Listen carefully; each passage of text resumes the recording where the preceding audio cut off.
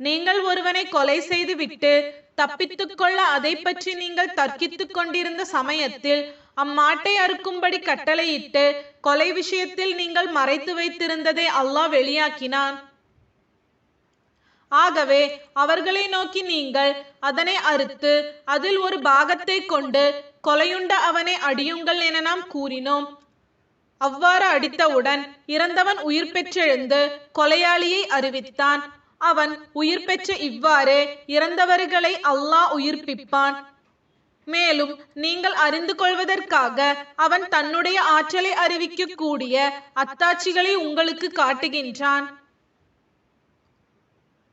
இதற்கு பின்னும் உங்களுடைய உள்ளங்கள் இறுகிவிட்டன.